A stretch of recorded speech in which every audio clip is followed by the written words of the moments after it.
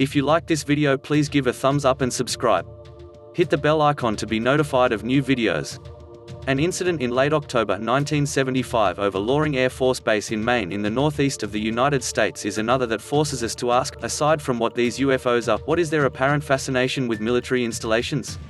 And specifically, ones that house, or are claimed to house, nuclear weapons. What's more, knowledge of the incident, in real time as it was happening, would go straight to the National Military Command Center in the nation's capital.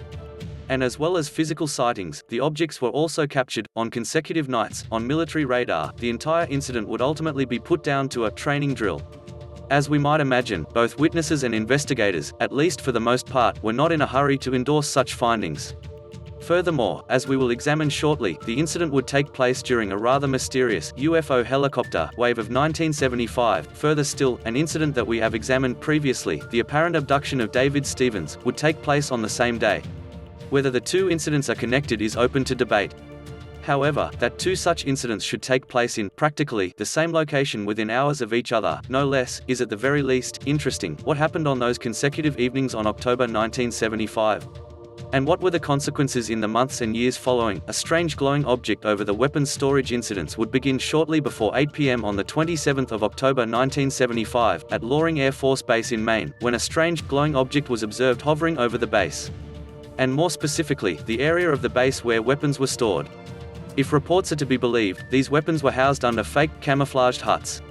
That the object, if indeed it was purposeful to hover over the alleged weapons area, knew these weapons were there is perhaps a point of interest in itself. On that particular evening, Staff Sergeant Danny Lewis was on watch duty, with the weapons area being his prime point of focus. So it was that when the bizarre object came into view, he was the first to see it. He would later estimate that it hovered at an altitude around 300 feet.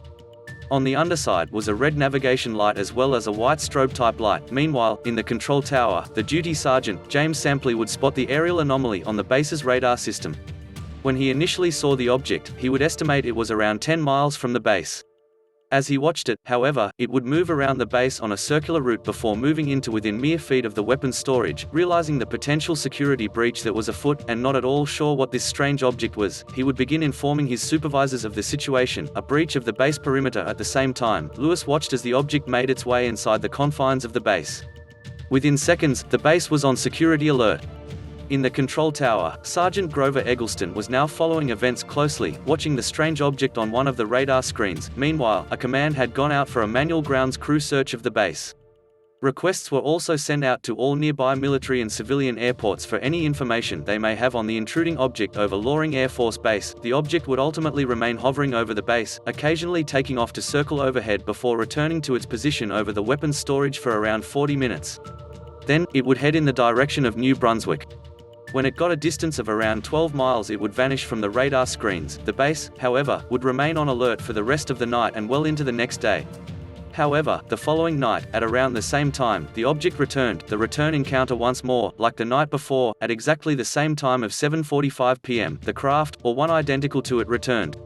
Once more, Danny Lewis was on duty and would once more witness the strange craft hovering over the base and then zero in on the base housing the nuclear weapons. As it approached, those on duty or at the base watching could clearly see flashed of orange, red, and white from the underside of the craft. Lewis would report the encounter immediately. This time, particularly given the strange and bizarre events of the previous evening, the wing commander himself would come to the location of the nuclear weapons. He too could see the bizarre object hovering overhead. As it would the night before, the base's radar systems would pick up the object also. Furthermore, several other witnesses on the base, including Sergeant Stephen Eichner, claimed to see an orange and red object, shaped like a stretched-out football. They would watch as it hovered strangely in midair and then marveled as the brilliant glow of lights suddenly darkened.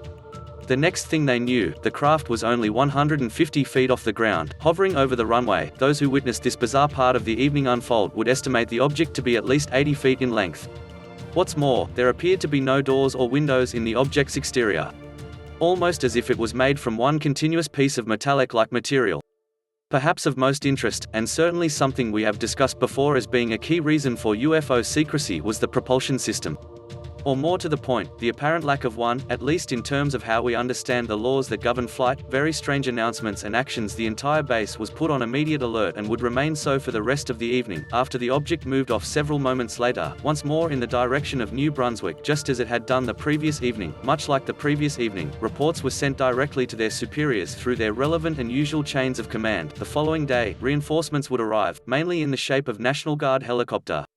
Even more interestingly, especially when we consider the words of Michael Wallace, who we will look at in a moment, the Canadian government and, in turn, their military were given permission to cross the Canadian-American border if required, so long as a member of the Royal Canadian Mounted Police (RCMP) was with them. It would seem to any interested watchers, including the local press who were in the middle of a UFO and alien abduction frenzy similar to the 1970s, that the military was taking the incidents more than seriously, when another sighting on the evening of the 29th of October occurred, prompting the Canadian RCMP to accompany a helicopter across the border in an attempt to locate the strange aerial visitor. It would appear that interest on the part of the local press was well placed. However, despite yet another apparent confirmation on radar, the chase would prove unsuccessful. The following evening came yet another incident, with confirmation on radar and visually from the ground. Once more, however, the security teams operating out of, or near to Loring Air Force Base would draw a blank when trying to locate and intercept the strange craft. The bizarre and unnerving sightings would continue for several weeks until the end of the year, decreasing in frequency as they did so. The Michael Wallace account. Sometime in 2013, a former KC-135 military pilot, Michael Wallace, would claim to have first-hand knowledge of a UFO incident over Loring Air Force Base in 1975. One that took place, it would appear, in the days following the sightings over the base. Wallace would claim that he was piloting a plane back to the Air Force Base following an air-to-air refueling mission. Furthermore, only days previously, all flight crews who belonged to his unit, the 42nd Bomb Wing, were to report to a sudden meeting. Before the meeting began, a uniformed major stood in front of the group and informed them that anyone, without at least secret clearance, had to leave the room. A couple of personnel left, but the vast majority stayed. Then, the meeting began proper. The major would state that a UFO had been reported over the base. Specifically, this aerial anomaly was positioned over the nuclear-armed B-52s. These are on constant high alert and are stationed over the nuclear weapons storage facilities that had nuclear weapons stored at them at this time. The major would then continue with further details of the actual sighting. It's hovering without making any sound. It does have a few lights. It can move very quickly, unconventionally, rapid straight line movements with straight vertical movements, so it's pretty incredible technology. He would continue that staff at the base were pretty concerned about the affair. Furthermore, this information was not to be talked about publicly or with anyone not with the sufficient clearance. Further still, if any of the pilots were to witness any strange objects themselves, they were to report it to those in command inside this room, but otherwise the incident should not be spoken of or acknowledged. What he said next, however, is of paramount interest: the implementation of a cover story. The major went on to state there was a concern that the local press would become suspicious. Aside from the reports of civilians, which they could do little about, the increased number of personnel and ground staff at the base would likely only increase their interest. In order to combat these potential, and likely inevitable suspicions, a cover story had already been prepared. This would be that a helicopter was coming across the Canadian border and harassing us. Even to anyone outside of the room, this would be the official story. It was with this bizarre secret emergency meeting still very much in the back of their minds, Wallace and several other tanker planes conducted their nighttime refueling missions. As well as the plane that Wallace was in, two other KC-135s were alongside them, flying in formation, heading back to Loring Air Force Base. The mission had been uneventful and routine. However, that was about to change. Communication from Loring Air Force Base requested that the commander of the lead plane, or the cell leader, should switch to a specific frequency for an important briefing. As this frequency was not on the normal plane channels, only the cell leader would hear this. However, perhaps urged on by his sense of curiosity following the strange meeting several days earlier, Wallace recalled that he had a spare radio with him. Against all his professional military training, he stated to his fellow pilots, "Let's see what this guy is going to get briefed on."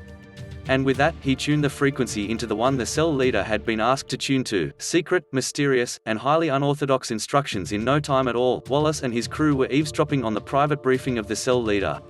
Wallace would later state his belief that the pilot in the third plane was very likely doing the same thing. What they heard, however, was alarming to them, to say the least. Over the private frequency, the command at Loring would state, "Listen, the UFO is over the base again, right now, and we want you to pass off the leadership of the formation of the cell flight to the number 2 aircraft. And then, we want you to turn your lights out, radios off, and head straight to the base at your own discretion." To this, the cell leader replied, "Will do." Wallace would describe such a command, given in secret to boot, was unusual, very unusual. Within seconds of the orders, the cell leader was contacting Wallace.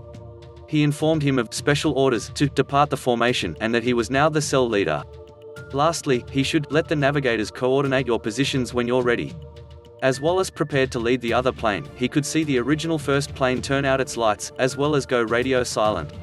Several moments later, he noticed the blacked-out plane heading down toward the base. In the meantime, Wallace would prepare for his course alterations and his own eventual approach to Loring Air Force Base. As he did so, the communications radio would burst into life with the chatter of those in the control tower. What they were saying was both intriguing and unnerving to Wallace, a discussion bordering on frantic. Wallace would later clarify that he had listened to many combat discussions between pilots and control towers. Basically, he was aware of the stress levels and such that these conversations exhibited. The discussions he was listening to as he prepared to lead his fellow tanker plane back to base was one of that he wouldn't call panic, but it was bordering on frantic. He would recall such phrases as, "Did you see it? Where is it now?" Perhaps even more unnerving were such sentences that alluded to the fact it was back over the alert bombers. This would continue for several minutes. All the while Wallace was preparing and waiting instructions to land. What Wallace also remembered was that he could hear a complete cacophony of voices and chatter over the airwaves. A lot more than usual. He would assume that these extra voices were coming from inside the control tower. Then it would appear that whatever the strange anomalous object was, it vanished. Such chatter as "we lost it" and words to that effect would come over the frequency. It would appear to Wallace that the object had simply fallen off the radar in a matter of seconds. This, he would state, is remarkable in itself. Then, as instructed, Wallace would lead the planes to runway 36 in order to bring them into land, an obvious need-to-know basis, even for those on the inside. He would bring his plane into land safely, followed shortly after by the third plane. The crew would make their way to the debriefing room and await further instructions. Given the late hour, the base was relatively quiet. The pilots, however, were eager to speak about their experience. And more to the point, were eager to find someone who might know what had taken place while they were in the air. What they also noticed was the crew of the original third plane was apparently nowhere to be seen. Suddenly, Wallace wondered whether the pilot and crew might be speaking to the major who had debriefed them only days earlier. Perhaps if they found the crew they could find out more about what had taken place. It was several days before he did indeed see the pilot of the first plane. He would immediately go over to him and inquire what happened on the night of the refueling mission. However, rather than inform him of events, he simply replied, "I can't talk about it. You wouldn't believe me if I could talk about it." And with that the pilot turned and left. Wallace wouldn't hear anything else about the night in question. However, it would appear that whatever the object over Loring Air Force Base in late October 1975, it would appear it was still loitering over the base at least as far as several weeks later. For his part, Wallace would state that he had never had anything as incredible as that happen. The UFO helicopter wave of 1975, whether it is of consequence to our sighting or not is perhaps open to opinion, but during 1975 several strange UFO helicopter sightings were reported. The incidents were, in the words of respected UFO researcher Nick Redfern, disturbing. Not only were they of alleged phantom helicopters, a name that has connotations of an ominous feeling to begin with, but the United States military appeared to be taking much too close an interest in the bizarre sightings when, to quote Redfern, Project Blue Book closed its doors 6 years earlier. "We have examined the bizarre phenomena of black helicopters previously. It is indeed a strange and chilling part of the UFO and alien question. As well as being associated with crashed UFO recoveries, these strange and ominous aerial vehicles also share apparent connections with cattle mutilations, which themselves were seemingly beginning to reach a first peak of sorts in the mid to late 1970s. Official documents state that numerous reports of suspicious objects had been received since the 28th of October 1975, the day after the Loring Air Force Base sighting.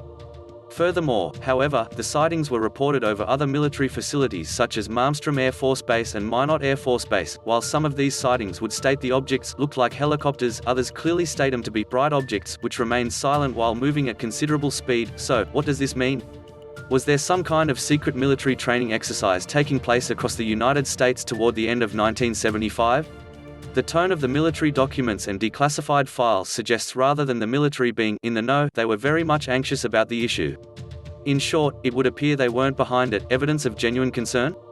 Or more credibility to the cover story, it is perhaps interesting to note that, according to these official documents, the military had an apparent genuine concern about these helicopters.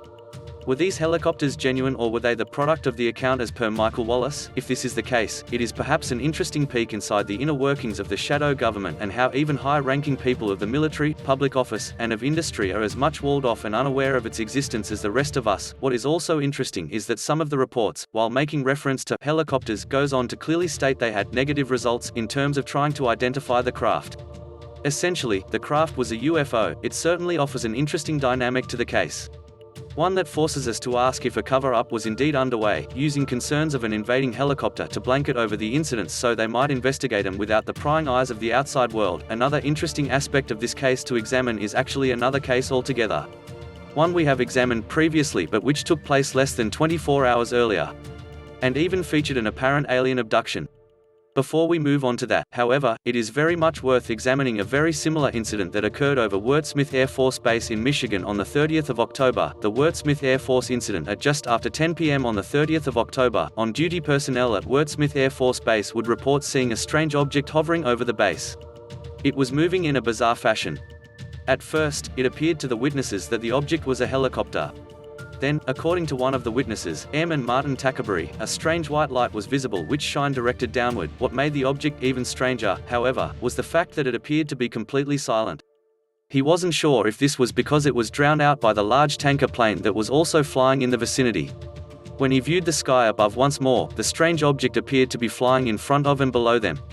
Furthermore, now a little closer, it appeared to move differently to a helicopter. Even stranger, and more unnerving for security personnel at the back gate of the base, where the weapons were housed, was that strange helicopter without lights that suddenly appeared over the storage facility. The closer the object was, the more unlike a helicopter it looked. In fact, security personnel was not at all clear what sort of craft was in front of them. Meanwhile, at the base's control tower, the object would suddenly appear on the radar screen. An impromptu pursuit at some time after 10:30 p.m., a tanker plane returning from a refueling mission was suddenly given new coordinates so that it could look into an anomalous aircraft. They would follow the instructions from the control tower, and would soon witness the strange craft. One of the navigators, Captain Myron Taylor, would recall seeing something similar to strobe lights which were flashing irregularly. The plane would follow the strange object as it made its way over Lake Huron. Then, however, without any kind of warning, the object changed direction and moved toward the south. The plane would continue to follow the craft towards Saginaw Bay, where they would eventually lose sight of it. They would search the area for several minutes in an attempt to locate the strange craft once more. However, after failing to find it, they would turn and head back Wurtsmith Air Force Base. Bizarrely, though, on the return journey back, the object would appear again. And this time, it would appear that it was following the tanker plane. When the crew turned the plane around, however, in order to pursue the strange craft again, it suddenly took off and vanished in the opposite direction. The incident remains unexplained and equally intriguing. It would certainly share many details of the encounters of only the previous days to the east over Loring Air Force Base. However, much closer to home, also in the state of Maine, was the encounter of David Stevens. The David Stevens encounter, as we mentioned in our opening, on the same evening in the Oxford region of Maine, David Stevens would apparently be abducted by alien creatures and taken aboard a mothership. While we will not go over the encounter in great detail here, it is worth examining briefly and asking if there might have been a connection. The incident occurred while Stevens was driving along a quiet country road at 3 a.m. on the 27th of October, around 16 hours before the sightings at Loring Air Force Base. Hypnotic regression would eventually reveal the abduction. Incidentally, most researchers who initially investigated the case, despite the bizarre nature of the account, would state their belief that the incident was genuine. Perhaps it is merely coincidence that the incident took place less than 24 hours before the Loring Air Force Base sighting. On the other side of the coin, given the vast amount of land mass in the United States alone, what are the chances of two bizarre incidents happening on, relatively speaking, the same spot of land? Or perhaps we should ask ourselves if UFO activity and strange objects in the sky is astronomically more commonplace than even the most enthusiastic UFO researcher might imagine. Concentrated encounters, or UFO activity everywhere? Perhaps before moving on we should dwell on this point a little further. Not so much the alleged abduction of Stevens, or whether or not it might have a connection to the Loring Air Force Base incidents, but whether UFO activity was much more commonplace than we perhaps suspect. If only for a limited period. Let's return, for example, to the alleged UFO helicopter wave of late 1975. Several other Air Force bases would report similar sightings as those that took place of Loring. And what's more, they would extend deep into November, much like the alleged activity over the military facility in northern Maine. For example, on the morning of the 7th of November at Malmstrom Air Force Base near Great Falls, Montana, at a little after 10:35 a.m., the 341st Strategic Air Command Post would contact command. They would state that a large red to orange to yellow object was hovering over locations that housed missiles. By just before 1:30 p.m., the object was seemingly moving and heading to the southeast. The object appeared had several lights that were visible, even in the daytime, although there was no distinct pattern to them. On this particular day, a civilian would also make a report of the same object to the base. The incident remains unexplained. Several days later, on the morning of the 11th of November at the Canadian Forces Station Falconbridge in Ontario, another sighting of a strange object was reported. The report would state that the strange object was like a bright star that was visible in the daytime sky. Perhaps of more interest, however, was that when it was viewed using binoculars, the object appeared as a 100-foot diameter sphere and appeared to have craters around the outside. Something of true consequence that would stop seemingly overnight. This last point is one really worth pinning down and keeping on the mental notice board. At the time of the incidents, many UFO researchers began noticing the frequency that these sightings were being reported. And what's more, their intentional removal from the public arena. Only persistent Freedom of Information (FOI) requests would eventually begin uncovering the sheer number of similar incidents. All over the United States Air Force bases. Let's demonstrate how many of these incidents were forced from the military. The aforementioned FOI requests would result in literally thousands of pages of reports. All reports that the United States Air Force had attempted to keep from American people and the rest of the world. Then, just like that, the sightings genuinely did appear to stop. As 1975 gave way to 1976, UFO sightings themselves didn't stop. The strange encounters of the helicopter-like UFOs appearing over Air Force bases, for the most part, did. Reports of black helicopters would surface sporadically during the 20th century. And as we approach the end of the second decade of the 2000s, sightings appear to be on the rise. What the connections the incidents of Loring Air Force Base and the subsequent sightings that followed may or may not have to these 21st century helicopter incidents remains open to debate. As always, there is a mountain of possibilities and undiscovered revelations. There are many sightings that take place over military facilities. And there is an air of absolute mystery and conspiracy around the sightings over Loring Air Force Base. Perhaps that is because of the nuclear weapons involved and the apparent attention to them of the UFOs. Or might it be more to do with the strange phantom helicopters? And if so, just what are these apparently ominous vehicles all about? And where do they fit into the UFO and alien question? The case, despite it not enjoying the prestige of other similar incidents, is another that fits very nicely into the overall UFO picture, both in terms of its timing and location, as well as the details of the incidents themselves. Was there a cover-up of these incidents, and is there still information on these and other incidents awaiting discovery? Are these alleged covering over of such cases a genuine, if misguided depending on your viewpoint, attempts to protect the wider public of a potential threat to the United States, and possibly even the entire world? Or are the reasons much more insidious and self-serving? Like almost all UFO cases, but specifically, where the militaries of the world are concerned, there are multiple fragments of the kaleidoscope of possibilities to consider. And what's more, these fragments are ever-changing in themselves and are in constant flux in terms of their sympathy to other similar incidents, themselves in the same perpetual state of flux, and the numerous connections to the wider world around them. Check out the video below. It looks at some of the many conspiracies and cover-ups of the UFO and alien question.